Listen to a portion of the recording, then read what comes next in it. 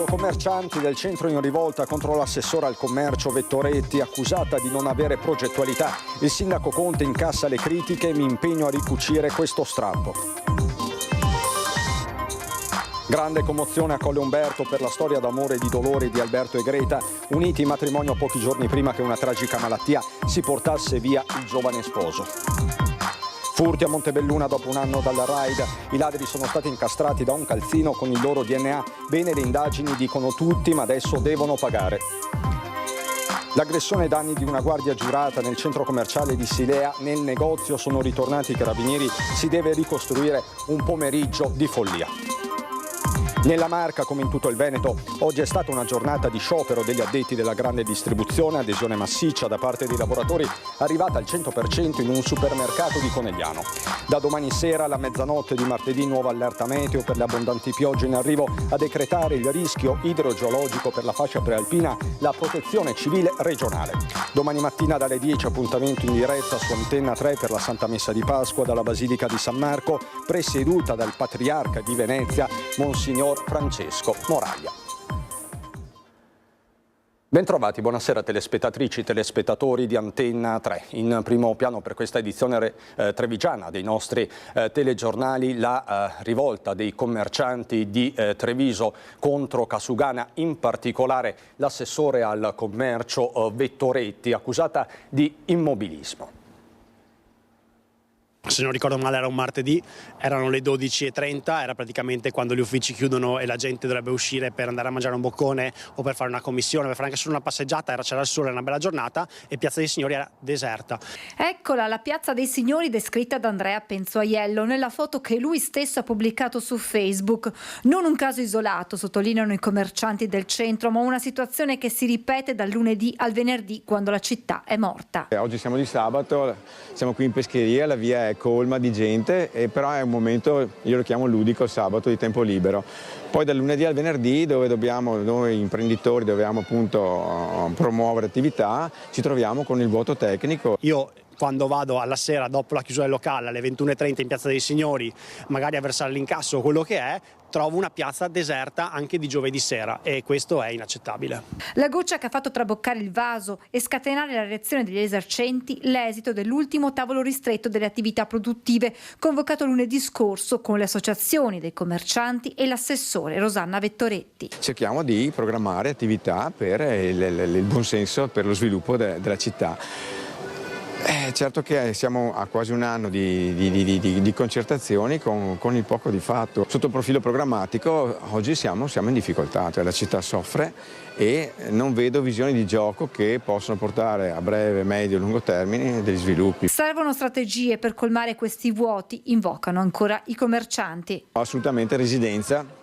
Non possiamo vivere in 6-7 mila persone, dobbiamo ritornare a vivere in 20.000 persone nel centro storico. Sono gli uffici, sono appunto le varie attrattive lavorative che portano dentro un flusso di persone a chi vivrebbe la città dalle 8 alle 20. Residenzialità, uffici, ma anche eventi e grandi mostre sono le politiche che i commercianti chiedono all'amministrazione di attuare quanto prima. Si chiede anche ai piani alti delle prese di posizione o delle competenze che in questo momento sono un po' latenti. Ci sono negozi che continuano a chiudere, quelli che aprono sono dei fenomeni nel senso di sentimento, ci provano, ma è difficile sopravvivere. Abbiamo bisogno di azioni forti e continuative, non spot. In questo momento io chiedo veramente un forte dialogo aperto, sereno e concreto. Chiede anche le dimissioni di Vettoretti? No, assolutamente, non mi permetterei mai.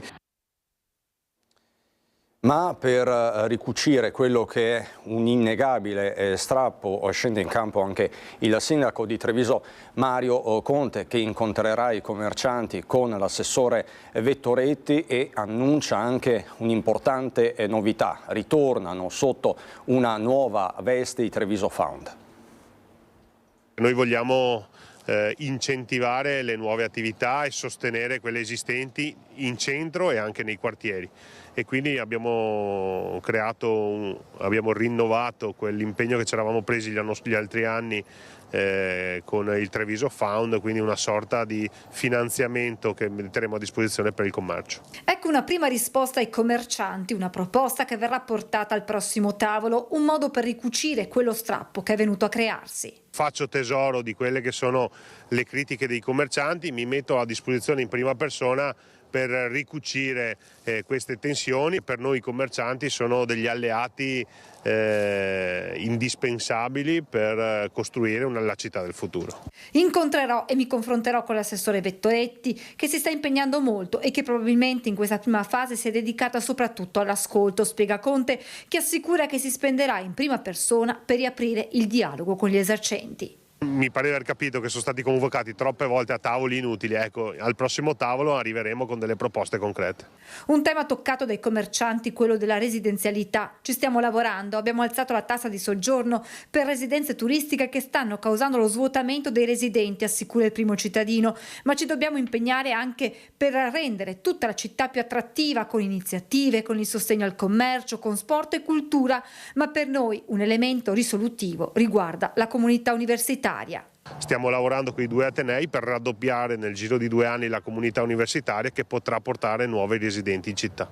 Innegabile che lo scontro tra gli esercenti e l'assessore al commercio nella fattispecie potrà avere risvolti politici, da qui l'incontro che Conte annuncia prima con la stessa Vettoretti, poi con i capigruppo. Per confrontarmi sia con la Vettoretti che con il capogruppo di Fratelli d'Italia Guido Bertolazzi, per capire se all'interno del gruppo c'è la giusta serenità. Se arrivano delle critiche dobbiamo riflettere, capire eventualmente dove stiamo sbagliando, correggere il tiro. Se ci viene chiesto un cambio di marcia dobbiamo impegnarci tutti indistintamente dal partito di appartenenza. E nel pomeriggio si è riunito d'urgenza il gruppo consigliare di Fratelli d'Italia, a cui era presente anche l'assessore Vettoretti, che ha spiegato la situazione. Intanto nel dibattito politico interviene il Partito Democratico con il capogruppo Stefano Pelloni, l'assessore e il sindaco. Ci dicano quale sia la loro idea di commercio in città e come ha intenzione di rilanciarlo. È imbarazzante che per un anno l'assessore non abbia mai coinvolto le associazioni di commercianti per condividere un piano. Servono, conclude Pelloni, iniziative culturali e grandi mostre che attraggano turisti in città anche durante la settimana, e servono festival e una proposta culturale che faccia vivere e porti in centro i residenti con più frequenza. Grande commozione a Colle Umberto e a San Giacomo di Veglia per la storia d'amore e di dolore di Alberto e Greta, che si sono uniti in matrimonio pochi giorni prima che una tragica malattia si portasse via il giovane sposo.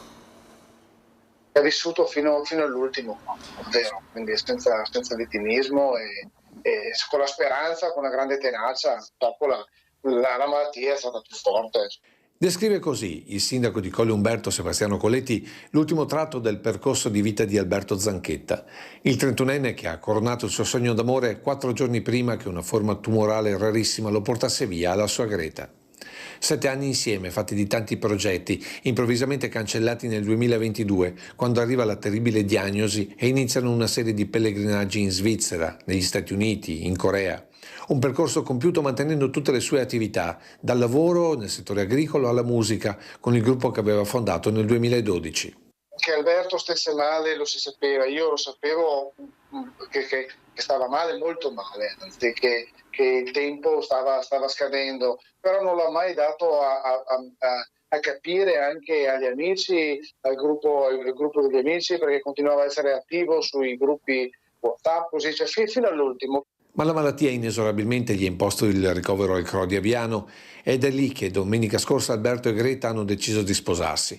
Avrebbero voluto farlo in municipio a Colle Umberto, ma è stato lo stesso sindaco a indicare Aviano per lo scambio delle fedi. Avevo capito che il tempo stava stringendo e pertanto ho detto agli uffici: fate tutto con Aviano, che faccia direttamente Aviano. A me personalmente è dispiaciuto non poter celebrare il matrimonio, però era più importante che riuscissero a celebrarlo loro. In poche ore è stato organizzato tutto. Al mattino di domenica sono arrivate le fedi e i fiori e nel pomeriggio i genitori, i testimoni e gli amici più stretti ed infine il sindaco di Aviano che ha unito Alberto e Greta nel reparto di oncologia dell'ospedale friulano. Uno sprazzo di felicità prima che si compisse il tragico destino giovedì scorso. L'ultimo saluto ad Alberto Zanchetta è stato fissato martedì pomeriggio nella chiesa di Menarè per una storia di dolore, ma soprattutto di un grande amore che le comunità di Colle Umberto, ma anche di San Giacomo, dove la coppia viveva da qualche anno, difficilmente dimenticheranno. In un mondo sempre più frenetico, questi due ragazzi con la loro storia hanno fermato il tempo. Ieri l'aggressione ai danni di una guardia giurata all'OVS di Silea, al centro emisfero di Treviso Sud. Oggi nel negozio sono ritornati i carabinieri, le indagini sono in corso. Sono personaggi un po' particolari che sì, insomma, se fosse per me non li lascerei nemmeno entrare in Italia. Questo è il mio parere, magari posso anche sbagliare, però credo che sia così, insomma. Cioè sta gente qua viene, ruba, fa, eccetera, crea problemi, picchia la gente, cioè. Questa è la situazione. C'è amarezza nelle parole di un collega della Guardia Giurata aggredita all'interno dell'OVS di Treviso Sud, dove nelle scorse ore sono ritornati i militari dell'Arma, il comandante della stazione locale e lo stesso tenente colonnello Alfonso Trezza, comandante della sezione operativa del NOR. Si vuole ricostruire punto per punto il pomeriggio di follia che ha visto un uomo che si trovava con la famiglia prendere a pugni un addetto alla sicurezza di 55 anni. Probabilmente l'aggressore, di origini nomadi, non ha gradito il fatto di avere gli occhi addosso. Quello che sembra certo è che prima lo ha insultato, poi lo ha scaraventato a terra con un pugno, spaccandogli il labbro. Ne è seguita una fuga con il nomade che, con la figlioletta al braccio e la moglie a fianco, si è recato verso l'uscita, dove, inseguito dal 55enne, lo ha di nuovo schiaffeggiato. Da qui l'arrivo di SUEM 118 e carabinieri che hanno identificato l'aggressore, che ora con ogni probabilità dovrà rispondere di lesioni personali. La vittima da parte sua preferisce non rilasciare dichiarazioni, mentre l'Arma ha acquisito tutte le immagini utili per le indagini. Quanto ai vigilantes, e non solo loro, chiedono più attenzione ma soprattutto rispetto per la loro funzione. Noi siamo contenti di quello che facciamo, però vorremmo essere un po' di considerati dalla gente, tutto qua. Per il resto questo è il nostro lavoro. Sempre per la cronaca, parliamo di furti, andiamo a Montebelluna, dove dopo un anno dal raid ai danni di 2 farmacie sono stati incastrati i ladri. Sono stati incastrati, pensate, da un calzino, dal DNA prelevato da quel calzino. Benissimo le indagini, dicono tutti, compreso il sindaco, ma adesso devono pagare. È stato un semplice calzino perso durante la fuga a incastrare uno dei ladri entrati in azione un anno fa in alcune farmacie del centro di Montebelluna e probabilmente autori di altri furti in zona. Si tratta di 2 cittadini marocchini di 21 e 25 anni e di una terza persona che resta invece ricercata. I colpi erano avvenuti nottetempo alla farmacia ai Pilastroni e in quella di San Gaetano. 2 soggetti incappucciati, dopo aver forzato la saracinesca, erano penetrati all'interno dei locali, mentre un terzo, sempre incappucciato, era rimasto fuori a fare da palo. Il bottino dei furti era stato di 800 euro in un caso e di 150 nell'altro. Sul posto i carabinieri avevano rinvenuto per l'appunto un calzino utilizzato come guanto per non lasciare impronte. Il 25enne, residente a Crocetta, è stato identificato grazie alle telecamere, mentre al 21enne si è risaliti repertando il calzino con il supporto del RIS. Il DNA non gli ha lasciato scampo. Ora risultano denunciati a piede libero. Ovviamente ci aspettiamo che la pena sia una pena severa nel rispetto sia dei farmacisti che lavorano onestamente ogni giorno, ma anche nei confronti dell'Arma dei Carabinieri stessa, la quale ha messo in campo tutte le forze necessarie per poter risalire agli autori di questi furti. Insomma, lo sforzo investigativo deve tradursi in una pena certa, così anche tra i residenti di San Gaetano. Per fortuna che la scienza ha fatto passi avanti, che si riescono a risalire, si riesce a risalire a determinate cose anche dopo anni, per fortuna. Per carità, non so cosa li facciano a questi qua adesso. Troppe volte chi deve scontare la pena non lo fa. Secondo me no. Non saranno mai puniti, perché tu vai a rubare un pollo su un pollaio, ti mettono in galera, e la gente che va a rubare sulle case non vanno puniti, basta, e questa è la verità. Bisogna sempre stare all'occhio. Certamente, certamente, perché non ci si può più fidare di nessuno. Sono stati alcuni documenti personali ritrovati tra i rifiuti a permettere ai carabinieri di Oderzo di identificare un 53enne che aveva abbandonato senza alcuna autorizzazione nel terreno agricolo di un ignaro 46enne di Gorgo al Monticano diversi sacchi contenenti scarti organici che causavano tra l'altro odori sgradevoli. Per questo l'uomo è stato denunciato dai militari per abbandono e deposito incontrollato di rifiuti. I sacchi sono stati raccolti e smaltiti con l'intervento di un'azienda specializzata. Voltiamo decisamente pagina dalla cronaca di appunto tutti i giorni alle proteste dei lavoratori, temi del lavoro anche nella Marca trevigiana come in tutto il Veneto. Oggi è stata una giornata di sciopero e mobilitazione da parte degli addetti della grande distribuzione organizzata, grande adesione da parte dei lavoratori con un caso che si è registrato in un supermercato di Conegliano. Nella provincia di Treviso abbiamo raggiunto un ottimo risultato soprattutto con la Lidl. Oggi la Lidl di Conegliano hanno aderito al 100%, per cui non è stata aperta al pubblico. Un segnale di come per tanti addetti alla grande distribuzione della Marca del Veneto non sia possibile pensare di scambiare un aumento salariale con maggiore flessibilità nei turni di lavoro.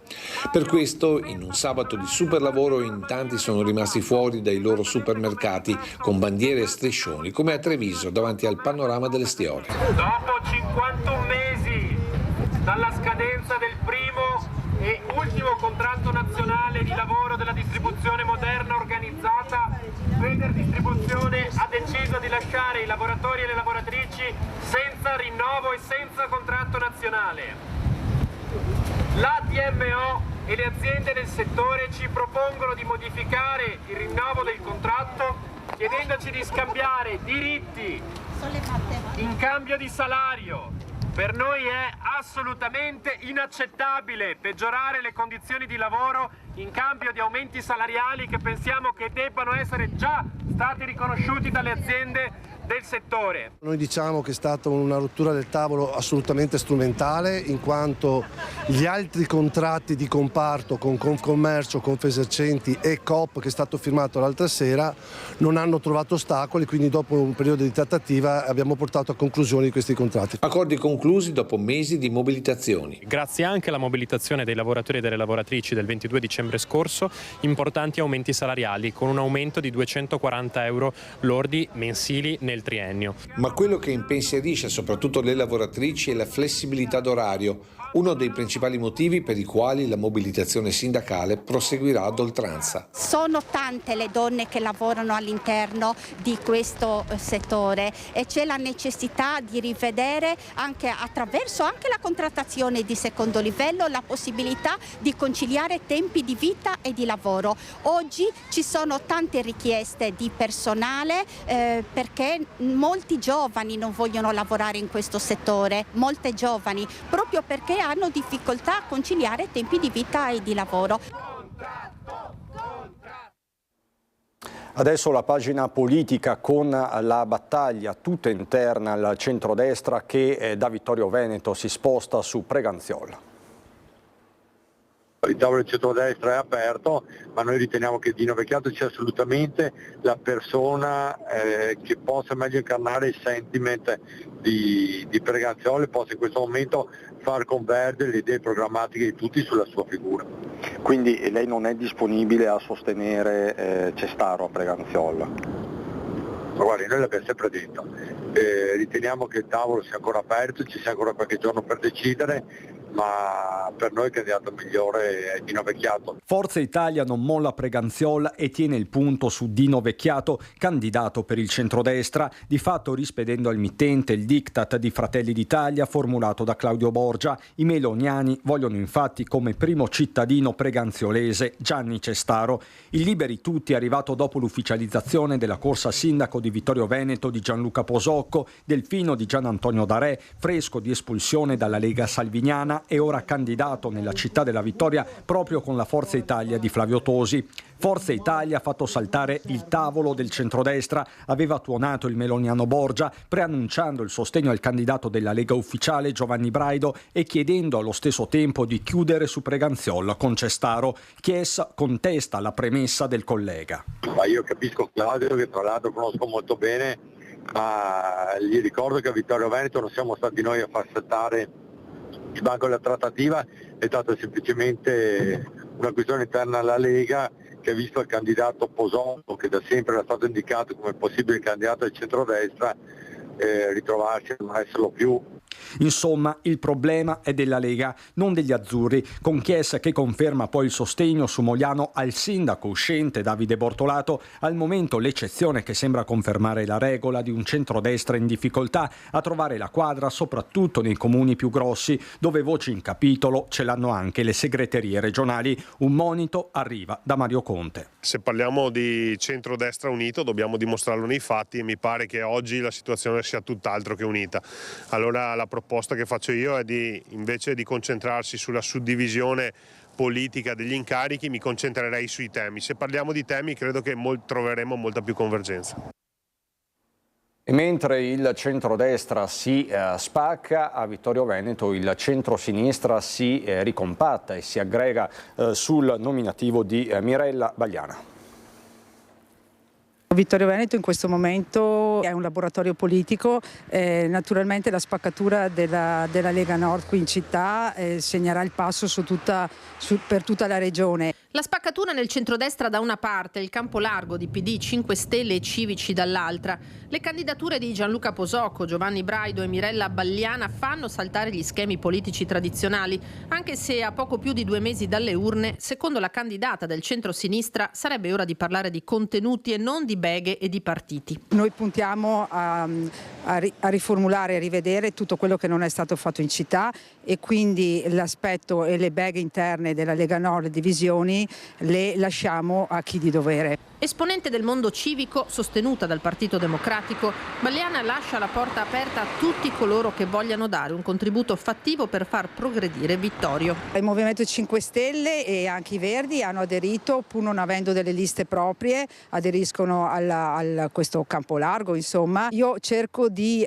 scindere l'aspetto politico dall'aspetto amministrativo. Io vorrei fare un'amministrazione concentrata solo sulle questioni amministrative. L'idea che i big di PD e 5 Stelle possano fare capolino in città per sostenerla non entusiasma la candidata, che rivendica la sua posizione civica. Penso di poter interpretare e sposare le sensibilità di tante persone, ripeto, a prescindere dal colore politico in cui credono. Ecco.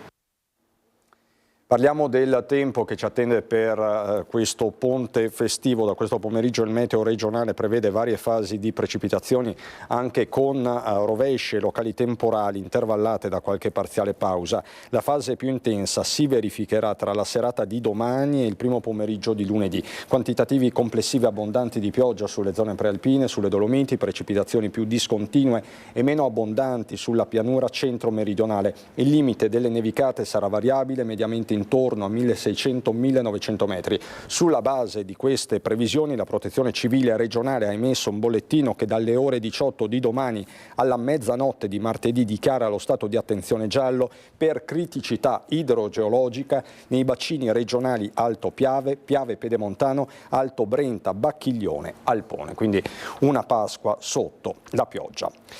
Vandalismo ieri sera a Pieve di Soligo, preso di mira l'allestimento in via Calsanta per la via Crucis del venerdì santo. Lo vedete dalle immagini, ignoti hanno rotto tutti i lumini rossi che erano stati disposti in fila lungo la strada, gettate ovunque invece le cere. Alcuni cittadini che si sono accorti dell'accaduto hanno dovuto riparare per quanto possibile a questa profanazione, e c'è anche lo sdegno da registrare del sindaco di Pieve di Soligo, Stefano Soldano. Via Crucis, una via Crucis certamente toccante, è quella che ha interessato ieri sera Treviso con il Monsignor Michele Tomasi, ma ci racconta tutto Lucio Zanato. Signore, ti preghiamo perché nel mondo i governanti siano capaci di riscoprire in se stessi il valore del perdono, che è la sola via per garantire la pace. Preghiamo. È solo una delle invocazioni pronunciate nel corso della Via Crucis di ieri sera nel cuore di Treviso. Una processione raccolta, partita dal Duomo, illuminata da oltre un centinaio di candele nelle mani dei fedeli, che nel silenzio della riflessione alternata a canti liturgici e preghiere hanno percorso via Canova, stazionando una prima volta davanti alla chiesetta del Beato Enrico da Bolzano, l'umile boscaiolo toccato dalla luce di Dio.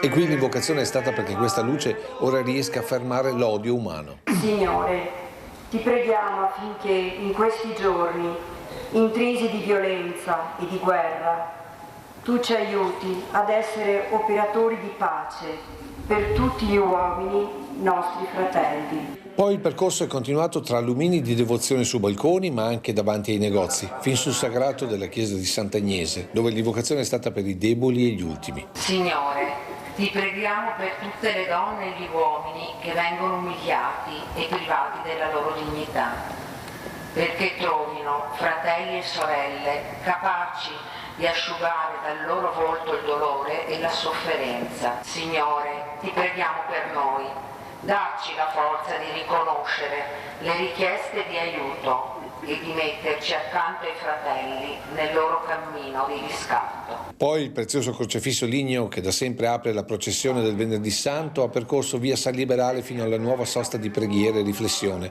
dove l'invocazione è stata per le donne e tutte le vittime di violenza. Signore, ti preghiamo per le nostre comunità, perché vincendo l'indifferenza non diventiamo complici delle violenze e delle morti che purtroppo riempiono la nostra storia. Poi il ritorno sul sagrato del Duomo in un raccoglimento sentito anche dai giovani all'esterno dei locali, rimasti in silenzio al passaggio del Cristo in croce. Al termine la processione si è sciolta nel silenzio, con l'ultima invocazione del Vescovo. O Padre, che accanto al tuo Figlio innalzato sulla croce hai voluto presente sua madre, a lui unita nel dolore, fa che la tua Chiesa, resa con lei partecipe della passione di Cristo, giunga alla gloria della risurrezione per Cristo nostro Signore. Amen.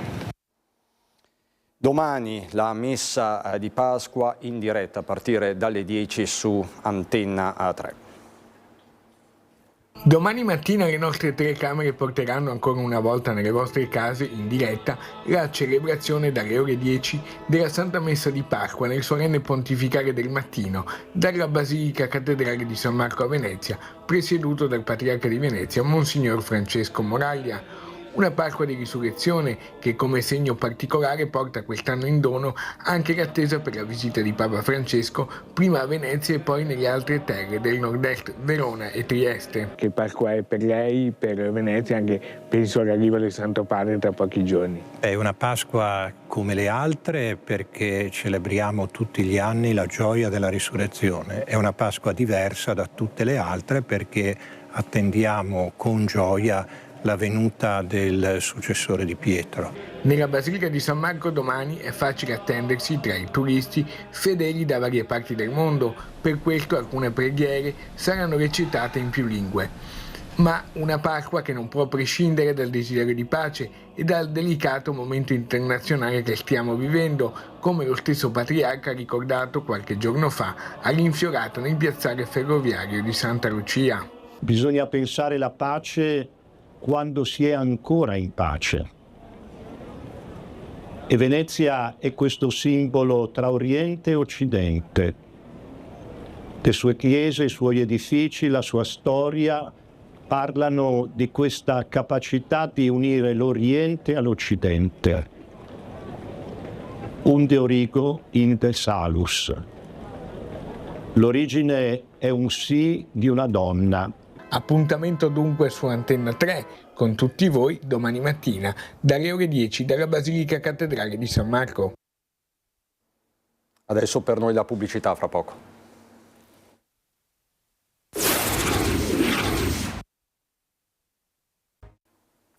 Di nuovo in diretta per andare a Montebelluna, dove i carabinieri della compagnia locale, come da tradizione, hanno consegnato le uova di Pasqua ai piccoli degenti del reparto di pediatria dell'ospedale San Valentino di Montebelluna. Analoga iniziativa è stata portata a termine anche per i più anziani ricoverati nel reparto di geriatria. E noi ritorniamo a Treviso, al Cafoncello, per la via Lucis del cappellano Felice Chec. Pochi sanno della via Lucis, come la via Crucis ha 14 stazioni, anche la via Lucis ne ha 14 e sono 14 avvenimenti che succedono dopo la risurrezione di Cristo ed è una devozione, diciamo, una preghiera molto bella e purtroppo in Italia ancora non è molto conosciuta. E ho voluto metterla qui con delle zucche.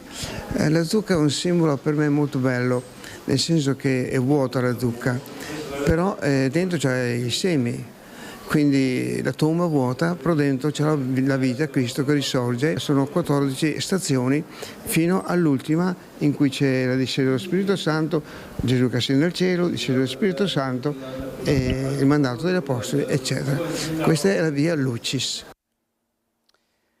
Salvataggio di un animale davvero inconsueto questa mattina in centro a Treviso, raccontato nella sua pagina Facebook dall'associazione animalista OIPA. Una passante, si legge testualmente, ha notato un topo riverso su un fianco che respirava fatica, accanto al quale qualcuno aveva lasciato un biscotto. Come per qualsiasi altro esemplare di fauna selvatica, l'ha messo al sicuro contattando l'OIPA. I volontari si sono presi cura della bestiola, ribattezzandola in pochissimo tempo Topo Orazio. Così dunque a Treviso. E a proposito di animali, vacanze di Pasqua, il rischio di abbandono animali è molto alto.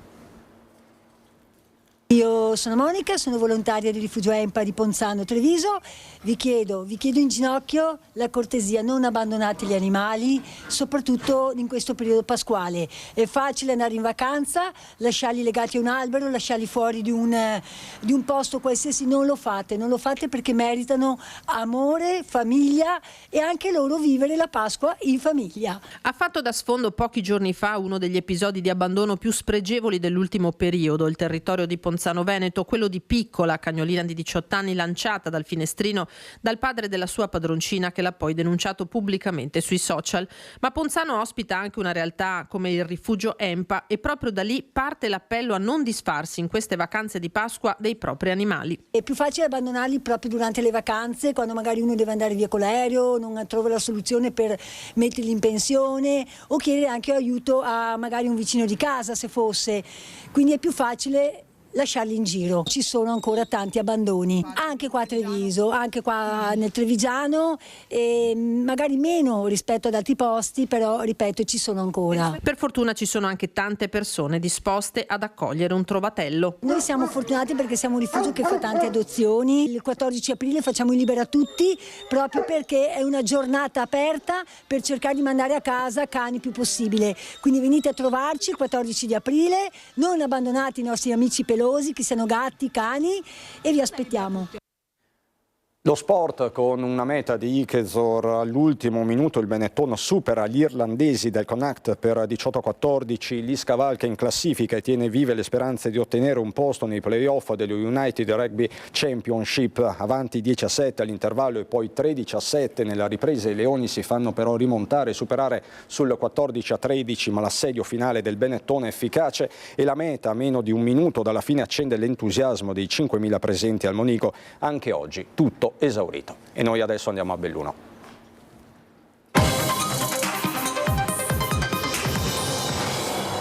In primo piano la strage di Santo Stefano di Cadore, il caso di Angelica Hutter. C'è un'intervista esclusiva rilasciata dal difensore della donna, l'ha raccolta il nostro Fabio Fioravanzi. Avvocato, oggi Angelica Hutter come sta? Allora, oggi Angelica Hutter sta meglio, nel senso che l'ho vista anche in occasione dell'udienza, di un'udienza che si è svolta ieri nel Tribunale di Belluno, e ho visto che sicuramente si è ripresa rispetto allo stato in cui si trovava, perché a mio avviso hanno accertato la malattia di cui la stessa soffre e hanno iniziato una cura, una terapia tale da far sì che l'Angelica si possa riprendere da queste problematiche. Dove si trova adesso? Adesso si trova in una struttura protetta. È stata applicata da parte del magistrato la libertà vigilata e si trova in una struttura protetta proprio per seguire questo percorso di riabilitazione, di cura e per venire fuori evidentemente da questo stato in cui si trovava precedentemente. E invece qual è il percorso giudiziario? Il percorso giudiziario adesso prevede... Adesso innanzitutto è cessata la misura cautelare che era stata applicata precedentemente e gli è stata applicata una misura di sicurezza, appunto la libertà vigilata.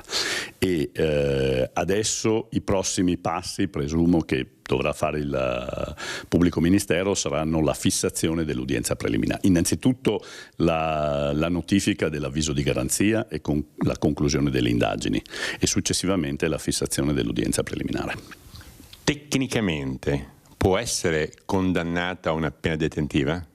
È ovvio che sulla scorta della perizia che è stata depositata da parte del collegio peritale nell'ambito dell'accertamento tecnico che è stato disposto, può essere evidentemente processata e come tale potrà essere ovviamente condannata. Noi dal canto nostro sosteniamo che invece la stessa fosse in stato di incapacità di intendere e di volere e che conseguenzialmente a nostro modo di vedere non possa essere condannata proprio perché manca l'imputabilità.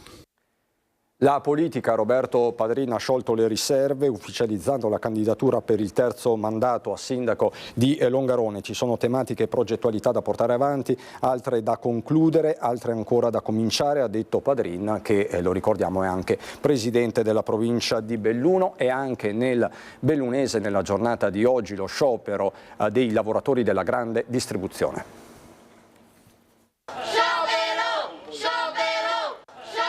È nazionale lo sciopero dei dipendenti delle aziende di quella che tecnicamente viene definita distribuzione moderna organizzata.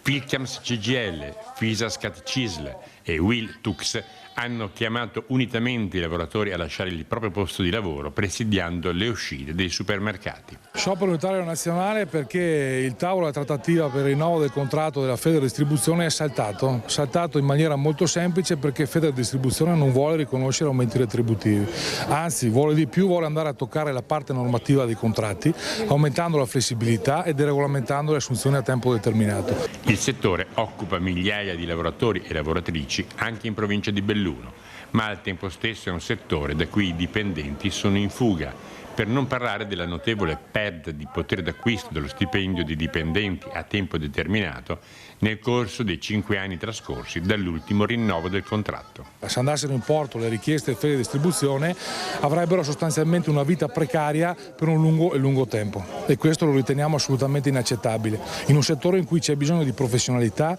c'è bisogno di persone, lavoratrici e lavoratori che fanno il loro lavoro onestamente e contribuiscono a produrre i fatturati e gli utili delle grandi aziende, non è possibile che ancora una volta si sfrutti il lavoro per aumentare esclusivamente il fatturato e non ridistribuirlo a chi il fatturato l'ha prodotto. In ultima battuta vi ricordo che stanotte torna l'ora legale esattamente alle 2, il cambio ufficiale. Le lancette degli orologi si dovranno spostare in avanti di un'ora, ovviamente per i dispositivi elettronici non c'è la necessità, fanno tutto da loro. E non mi resta che augurarvi una buona Pasqua da parte mia, di tutta la redazione, giornalisti, tecnici di Antenna 3 Media Nord-Est. Serena Pasqua davvero, è tutto anche per questa edizione, buona serata.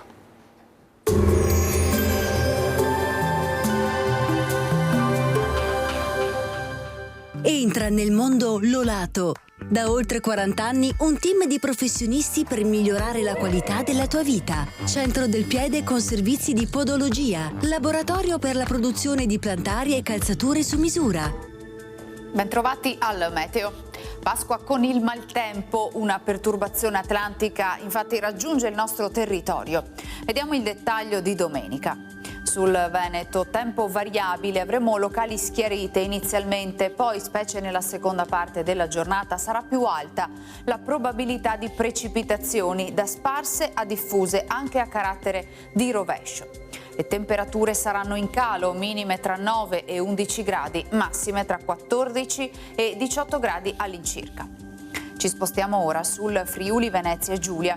Anche in questo caso sarà più asciutto al mattino, a seguire piogge intermittenti, anche abbondanti e localmente dei temporali forti. Temperature minime tra 10 e 12 gradi, massime sui 15-17 gradi. Infine diamo uno sguardo alla situazione del Trentino Alto Adige, dove saranno possibili annuvolamenti intensi accompagnati da rovesci, soprattutto nel pomeriggio e nel corso della serata.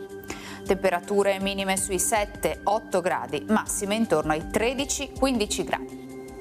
L'aggiornamento meteo per ora termina qui. A tutti voi gli auguri di una serena Pasqua.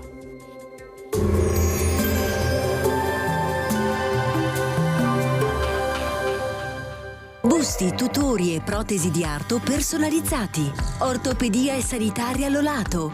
A Treviso e Montebelluna. Lolato, soluzioni per star bene.